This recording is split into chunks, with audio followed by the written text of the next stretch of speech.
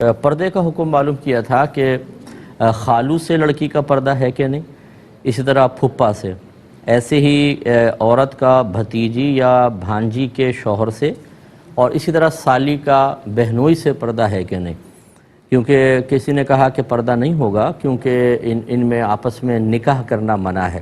پھپھا سے تو مطلب سگا چچا ہوتا تو ایک الگ بات تھی، لیکن پھپھا ہے، خالو ہے، خالہ آج فوت ہو جائے تو نکاح ہو سکتا ہے، تو کیا حکم شرع ہوگا؟ دیکھیں، پہلے ایک بات سمجھ جائیں کہ بعض اوقات دو عورتوں کو ایک ساتھ نکاح میں جمع کرنا یہ منع ہوتا ہے، اور یہ لیکن جو حرمت ہوتی ہے یہ عارضی ہوتی ہے۔ جیسے یہی خالہ خالو کا مسئلہ ہے، خالہ فوت ہو تو پھر خالو سے نکاح ہو سکتا ہے، اسی طرح پھوپھی فوت ہو جائے تو پھپھا سے نکاح ہو سکتا ہے۔ یوں ہی اگر سالی ہے، بہنوئی فوت ہو مطلب بہن فوت ہو جائے تو ایک شخص بہنوئی جو ہے اپنی سالی سے نکاح کر سکتا ہے۔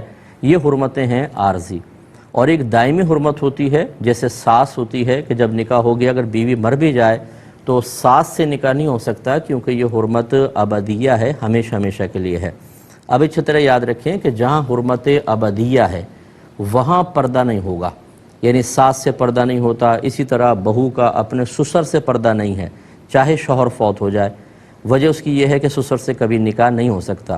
لیکن جہاں حرمت عارضی ہوتی ہے، یاد رکھیں، وہاں پر اگر فی الحال تو نکاح منع ہے، کیونکہ دو بہنوں کو ایک ساتھ نکاح میں جمع کرنا منع ہے، حرام ہے، لیکن یہ عارضی طور پہ آج بہن کا انتقال ہو تو دوسری بہن بہنوئی سے نکاح کر سکتی ہے۔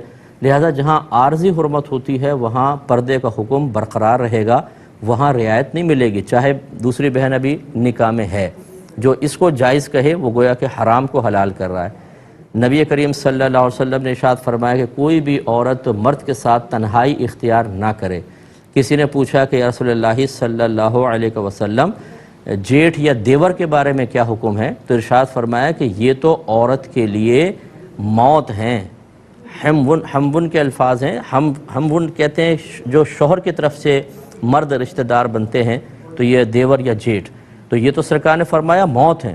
اگر ان سے حرمت کا رشتہ ہوتا، اگر یہ محرم ہوتے، تو آپ خود سوچئے کہ جس طریقے سے سالی بہنوئی کے لیے، اسی طرح بہنوئی کا بھائی کا مسئلہ بھی ہوتا۔ تو خلاصہ کلام یہ ہے کہ یا بہنوئی کے ساتھ تنہائی جائز ہوتی، تو نبی کریم صلی اللہ علیہ وسلم نے یہ رشتے جو منع فرمائے ہیں، یہ اسی کی بنیاد یہی ہے کہ آپس میں ایک دوسرے کے ساتھ چونکہ دائمی طور پہ حرمت نہیں ہے، تو بہرحال یہ رشتہ قائم نہیں ہو سکتا ہے، اس میں احتیاط کرنی چاہیے اور پردہ ہی کرنا ہوگا۔ اس طرح ممانی کے ساتھ پردہ ہوتا ہے، کیونکہ آج اگر ماموں فوت ہوں تو ممانی کے ساتھ نکاح شرعاً جائز ہے، تو پردہ کرنا ہوگا۔